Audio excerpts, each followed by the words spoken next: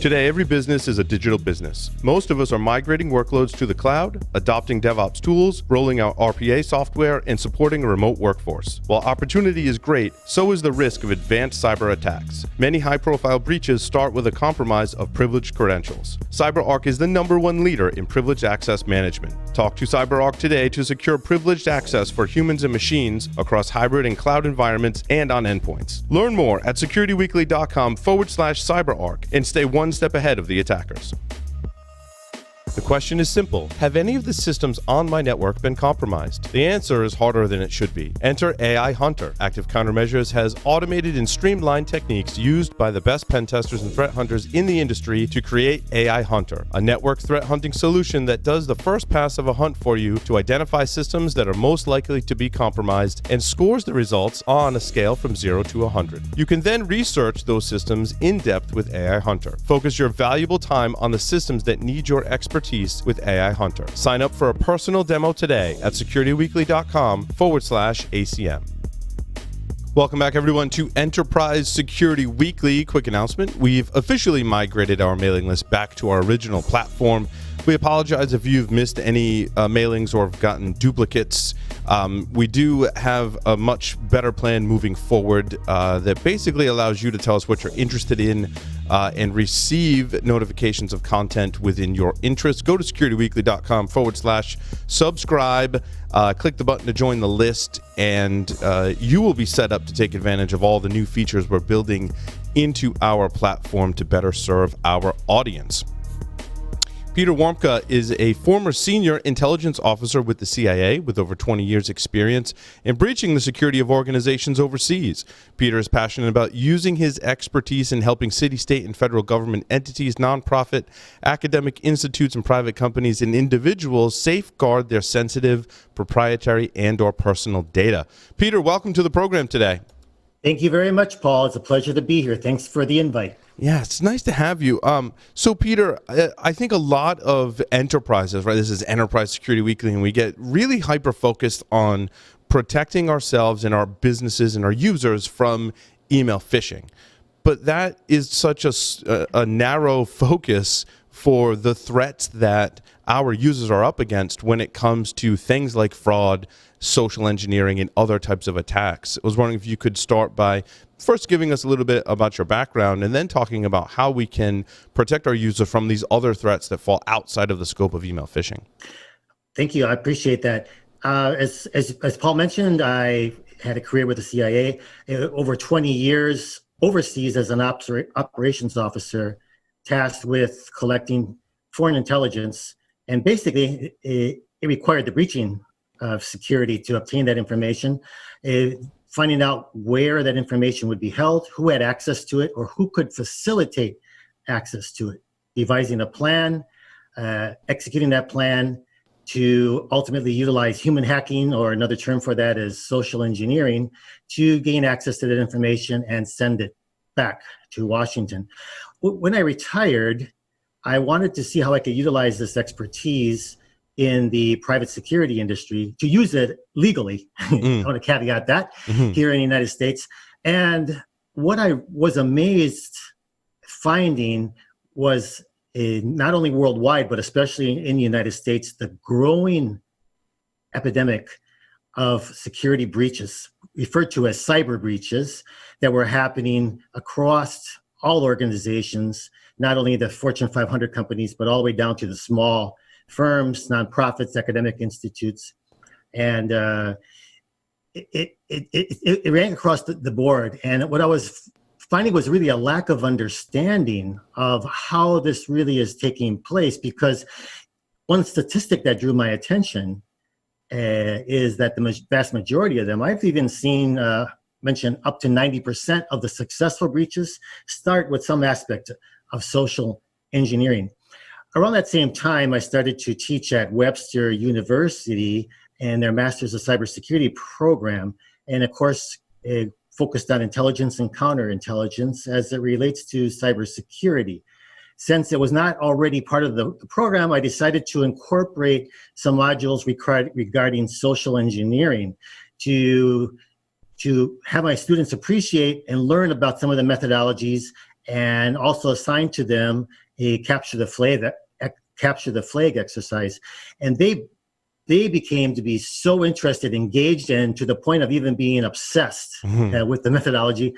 And what I was finding is that there's for those who are brought into to understand it, it creates a lot of interest. But in the public domain, there's very little information regarding social engineering. And that information that's out there is so superficial. It's basically like looking at social engineering 101, when actually the techniques, the tactics utilized by the most professional of social engineers is 401. I mean, it's a big difference.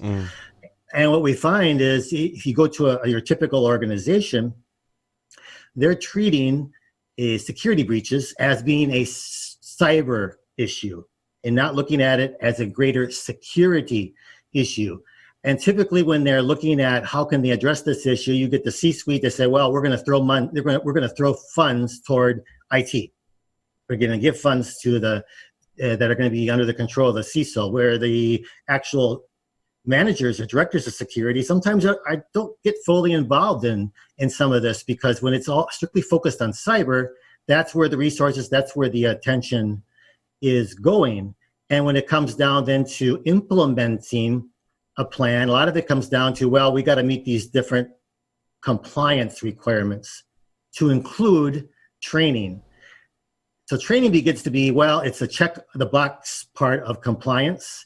And when it becomes a check the box, and this is sent out to the employees, well, this is mandatory security training that you must take, versus them seeing a benefit. This is a benefit offered by the company to increase your security awareness. It's treated as a mandatory requirement. And so the employees also are going to treat it as a check the box. But I think even in the marketplace, what we see today is when it's treated as a cybersecurity issue, the vast majority of vendors out there are focusing on the phishing. Because phishing is one of the predominant areas, right? Yeah, so they're focusing on telling the user not to click links. And we all know that that doesn't work. And we also, I think, tend to educate our users that, well, hey, people may lie to you. And I've even been guilty of using that tactic. But what I thought was very interesting, Peter, in your experience, is making the user understand the bits of information they have and the importance of it, and your skill in extracting that without the user knowing that they're giving up anything sensitive. I don't know if you give some examples or talk about that aspect of it. Absolutely. One of the areas, I mean, there's a whole methodology, and I can get into some of the other aspects, but once you identify a specific individual who you choose as a potential insider, well, see, this is the thing too, in the security industry, they say, well, we got to watch out for that insider threat.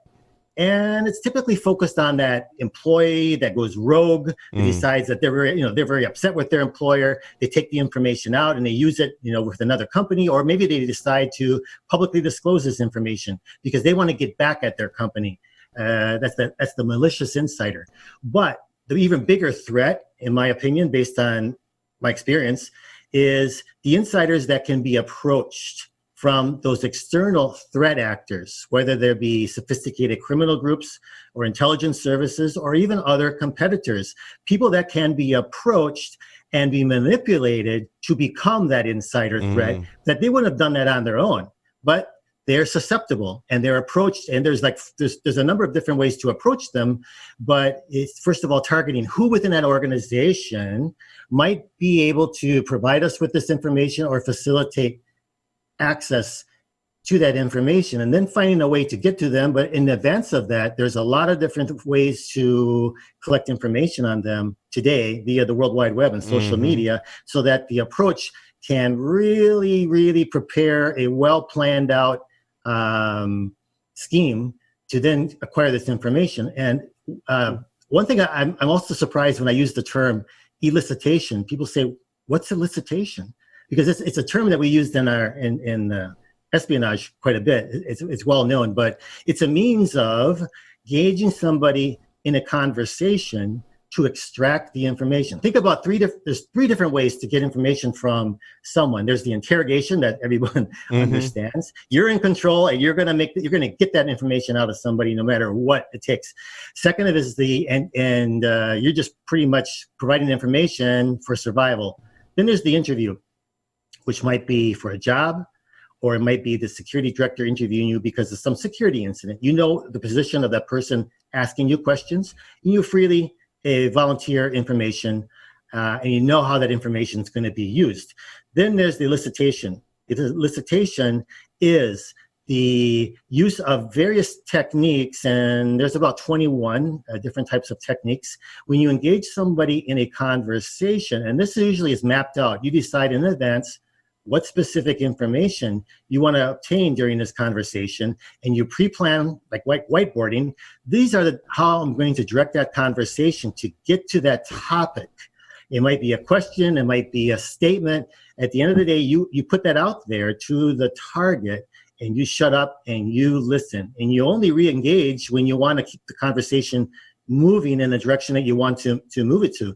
And it's very effective. At the end of the day, when you finish the conversation, the target walks away thinking, what a pleasant individual. I really enjoyed that conversation, but they never realized the sensitive information that they gave up on themselves, and or the sensitive information that they gave up regarding their employer. And that's the difference between a true master of social engineering and those of us that, like myself, that had to do it as part of penetration testing and just try, got by.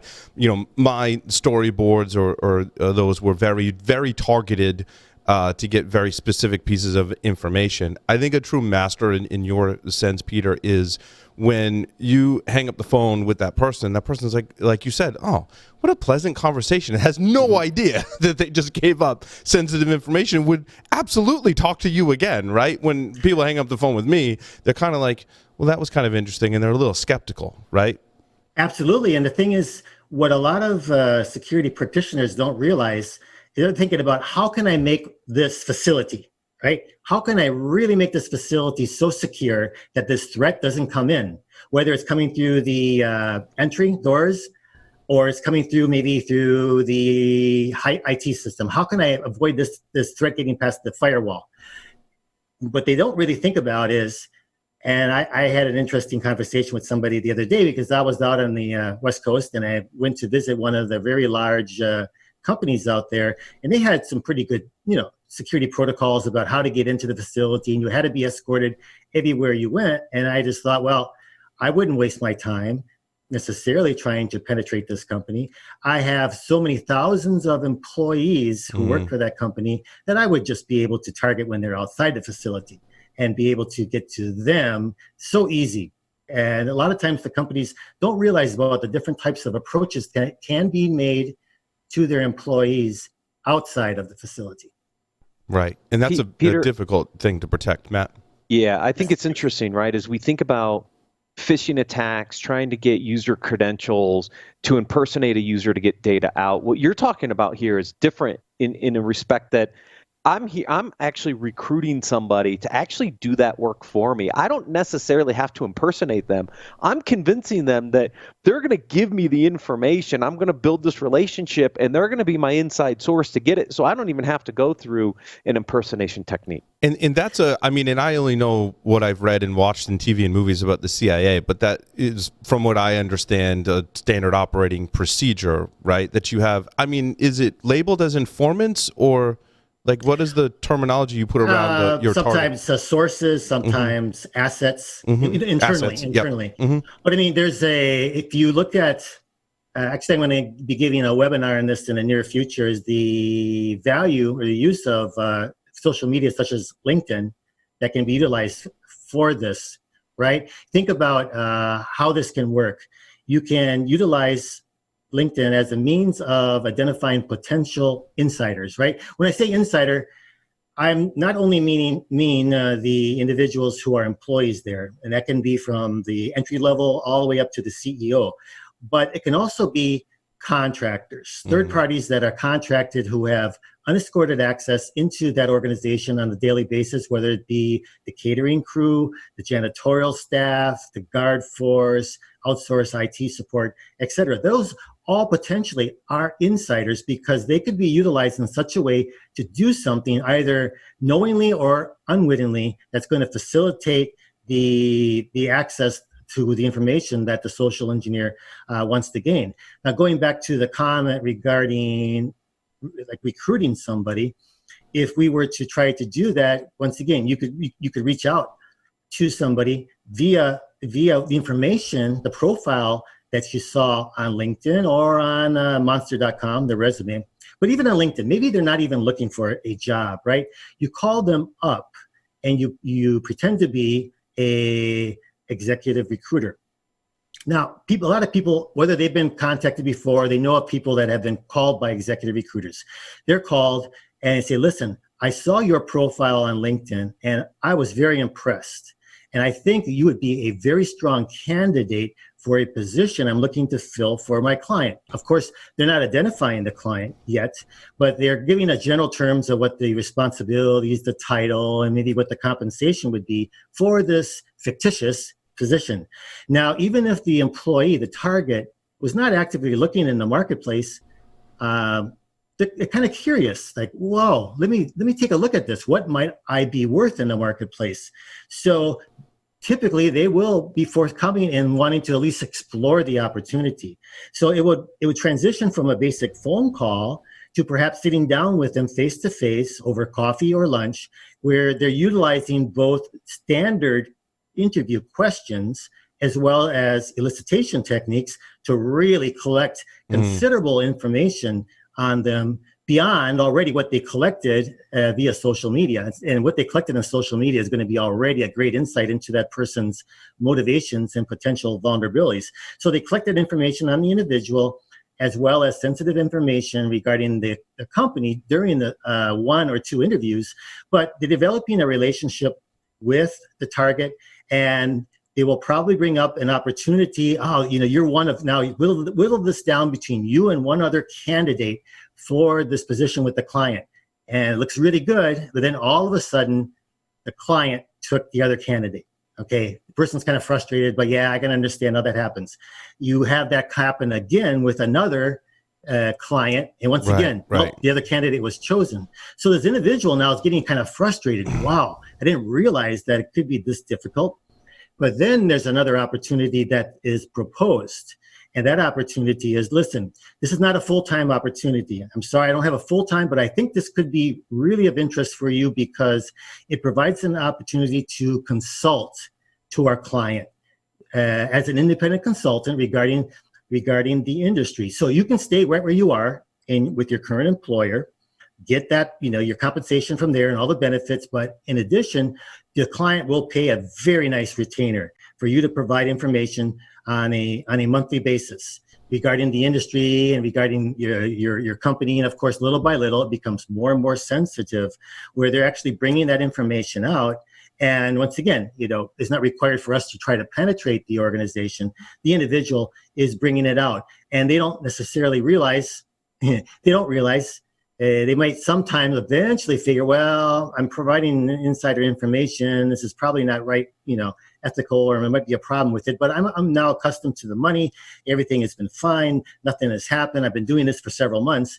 And these can go on for not only months, these can go on for years, to the point of when there's no longer a need for that information, or if the target now, the source, has moved into another position where they no longer have access to that information, or maybe they retired.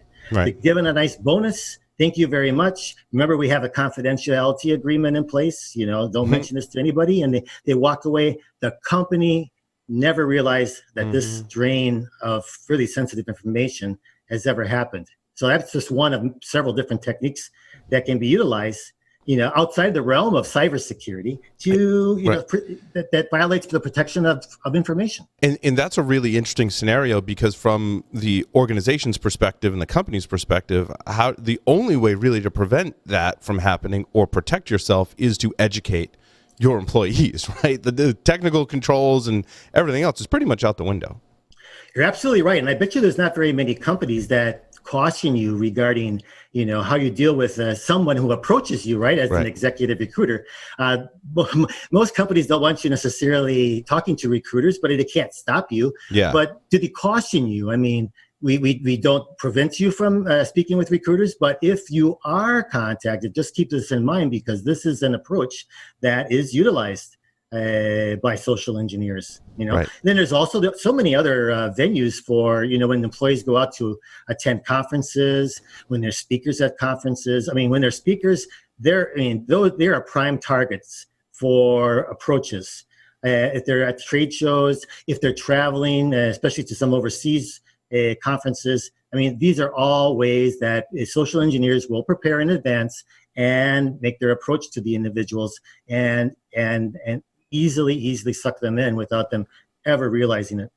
Peter, what are some tactics for employees to understand and to protect themselves and the company against these types of threats?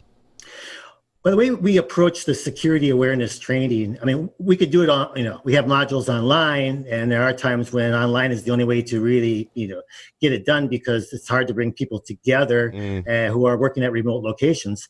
But ideally, we like to hold on-site workshops where we can tailor the training to the company's culture, as well as the industry in which that company operates. I think a very good starting point when we do have these on-site workshops is for the individuals to understand, okay, what information within my company could be of value to somebody on the outside, and there's a lot of different types of information. Perhaps it's the research and development. Well, who might want that, right? Could it be a state actor like China, or could it be a competitor? Where might that information be held within the company? Who might have access to it? Who could facilitate access to it? Then you have customer data, right? Who might want the customer data? Is it, for resale in the black market? Who might want, is the information regarding the employees? Is that something that someone could want? Ransomware. How does ransomware work? How is my company potentially susceptible to it? If it were to happen, what's the impact? How many days could my company be down and not be able to be up and running? What would be the impact on the company? Should they pay the ransom, et cetera, et cetera? The same thing with business email compromise. So what is the impact? Why would somebody want to do these things? What are they looking to benefit from it? How is this information ultimately used? So so that they understand that they are all stewards of protecting information in an organization, because even if some of this information is more under the responsibility and control of other members, anybody in that organization can be really utilized to facilitate access, and it becomes the responsibility of everyone. And then from there we go on to explaining.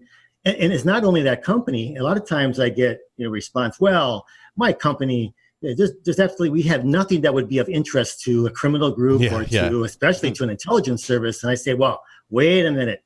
Who do you do business with? Who do you sell to? Who do you buy from? Because I think the listeners will understand the difference between hard targets and soft targets. Hard target is one that's very difficult to penetrate, right? Soft targets typically has very lax security and very easy to penetrate. If I were to go after a company that I considered a hard target, I would then look at, well, what other ways are there into this company or this target? And many times it's going to be through somebody who does business with them. So, I mean, I could just throw out a lot of different examples, but, law firms, CPA firms, staffing companies, outsource IT, support, and I mean it's like the list is endless. So even if you think I got nothing really in my company that could be of value, you could definitely be a target to get to the bigger fish. So we want them to understand that. We want them to understand the methodology, because social engineers do not conduct these attacks in a void. They will first gather as much information as possible, studying, of course, through OSINT. A lot of people are aware of OSINT. But there's what I try to bring out to in the training is a number of different types of sources of information that people, they know it's maybe out there, but they have no idea about how that can be leveraged in being able to design an attack. I mean, just think about the pictures that people will upload to the internet from their workplace, pictures of them in front of their cubicles with their ID badge, the color of their ID badge, which can easily be manufactured for flash purposes, pictures of them in front of their type of computer, the hardware that's utilized, maybe sometimes with their screen even on, some pictures maybe with the little sticky notes next to their terminal that has their password on. Sometimes there's even floor plans of companies that are out there in social media because there was some event that was hosted and they wanted to make sure that guests would be able to find their way. Oh, that's interesting. I hadn't considered that. A lot of us in the hacking community will kind of make sport out of identifying badges and pictures and how easy or difficult it would be to recreate those. But a floor plan is very interesting from a social engineer's perspective, because if you're, let's say, posing as an employee of that company, and now you know your way around the building, and that just plays into the persona that you're creating. And I've seen very successful, pen tests in the past where they pretended to be a new, an employee starting or transferring from another division, and they work inside that company for an entire week, and nobody knows the difference. Having the floor plan would play into that ruse spectacularly. Well, it plays very well, and even just pictures of what it looks like within the company. Are there, cubicles, or are these open floor spaces, lounge places like what a lot of these companies now have, where there's people don't even have their own desk anymore. They just go around and use whatever space is available. Who knows who really belongs there? Right. Some of these companies have thousands of people. They don't know. Yeah. It's like a big WeWorks environment where you just kind of walk in and sit down somewhere. Yeah. No, that's a great point. Well, I think about, for example, even the job postings that HR puts out. Is there any oversight into looking at? Is there any information on these job descriptions that could be utilized by a social engineer to have an insight into what type of IT platform exists at that company, what kind of software is used? Because many times on the job postings, they might even include preferred IT, preferred skills, in specific software and specific platforms. That provides a window of insight into what the company is actually using as well. I mean, there's a lot of things that companies will just put out there. They had control over this information, but they put it out there on their own without realizing how it can be utilized. Yeah, I think making employees and users understand how the data could be used maliciously, and the importance of even data they may feel like, oh, the software used, like that's not a big deal. Once they go through your training period, they'll come out of that understanding that. I also want to get that out to the masses as well, because if you're on social media, you see sometimes people fill out these big surveys like, oh, here's a list of 10 questions, tell me about these 10 personal things, and people are posting them on social media. And those of us, like especially here at Security Weekly and in the security community, are like, whoa, don't do that. Not only can you get your password reset questions, but the insights that just answering those 10 questions give you, and you putting out there publicly, even though you may think it's not public, if it's on the internet, it can be public, right? It is public, and you shouldn't do that, right? So, and we try and caution our friends and family, but I think that's a great example of exactly what you're talking about, Peter, understanding the importance of the data that you have. And what we do during the workshop is when we talk about these things of information that a company puts out there, we have the actual employees also look into a few of these regarding their company. Is this information out there regarding their company that they never realized maybe that's there? And also doing a social media review as I'm talking about these different things and how we can use it from social media, doing their own review on themselves, and then going through a discussion, how different pieces of information, how that can be leveraged during an approach. And so really, you put all that information out there just to kind of like promote yourself, but at the same time, there's a downside. PR can come at a cost because there's vulnerabilities in that PR information that you put out there. So, Peter, you talked about hard and soft targets, and obviously, organizations that do a really good job of educating their staff and creating a hard target still has relationships with soft targets.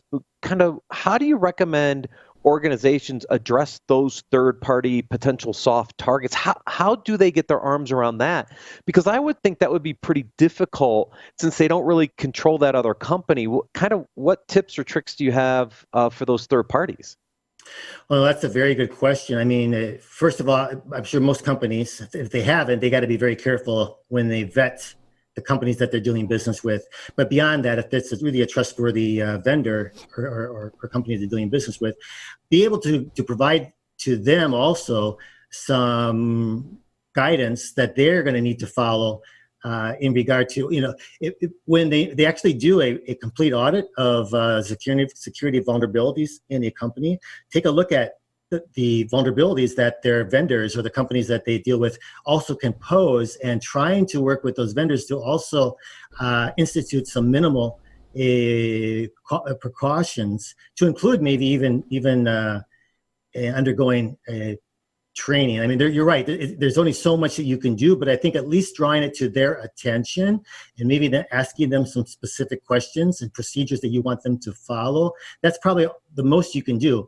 But currently in the industry, most people, security practitioners, don't even think about the possibility of how their security can be circumvented through an outside vendor or relationship.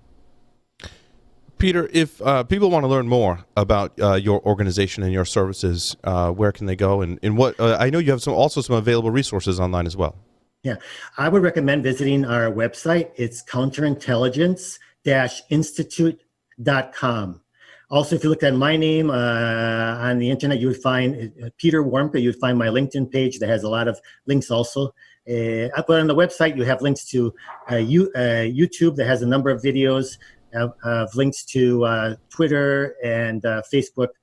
And there's also on my website, there's some training courses that are offered currently, and there's going to be additional ones coming up. And as I mentioned, I'll be doing a series of webinars coming up that are going to be free and open to everyone. So if someone were to want more information, please contact me via the website. That would be the best point.